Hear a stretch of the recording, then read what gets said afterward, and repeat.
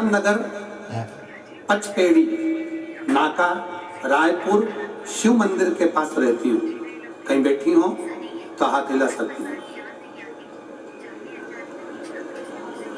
कहीं बैठी हो तो हाथ हिलाएंगे। मैं एक लोटे जल का वर्णन करना चाहती हूँ। मेरा बेटा जब 14 साल की उम्र में था तब गलत संगत में पड़ गया था।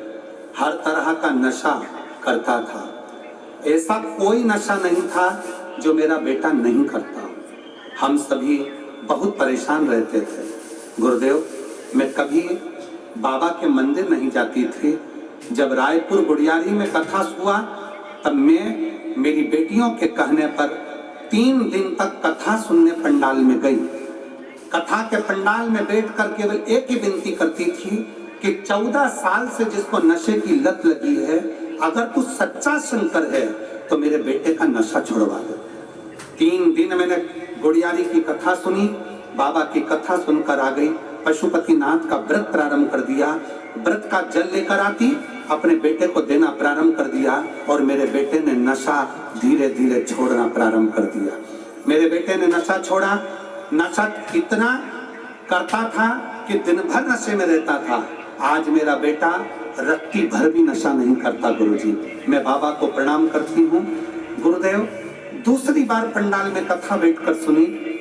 बाबा को कहकर गई, मेरे बेटे ने नशा तो छोड़ दिया, पर तू ऐसी कृपा कर दे उसकी कहीं सरकारी नौकरी लग जाए। बाबा ने ऐसी कृपा करी। मेरे बेटे को मैं जानती हूँ कि नहीं लग सकती थी, पर आज मेरा बेटा अच्छी तरह से PWD कंप्यूटर ऑपरेटर के पद पर नियुक्त हो गया। मैं बाबा को प्रणाम करने के लिए आई। गुरुदेव, मेरी तकलीफें मिटी नहीं। फिर अचानक से मेरे बेटे की तबीयत जुलाई 2024 में खराब हो गई। खराब हुई, डॉक्टर को दिखाया तो डॉक्टर ने कहा इसने पूर्व में नशा करा था, इसलिए इसकी आंतें अंदर से पूरी सड़ चुकी है। एक बीमारी हो गई जिसको अग्नाशय पेन की अर्थ कहते हैं। उस बीमारी के अंतर्गत मेरा बेटा तकलीफ में हो गया। डॉक्टर ने कह दिया इसका कोई इलाज नहीं, अंदर की आंतें पूरी बेकार हो चुकी है। बेटा रोता, करता क्या?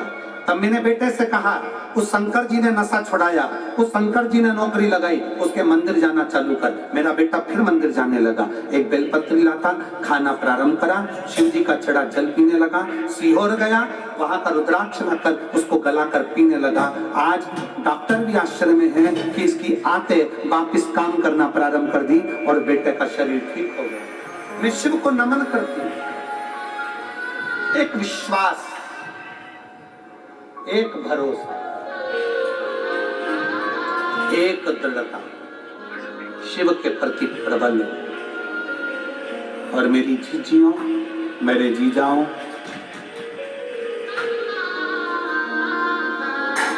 आप लोग शिव महापुराण की कथा में बैठे जरूर हो।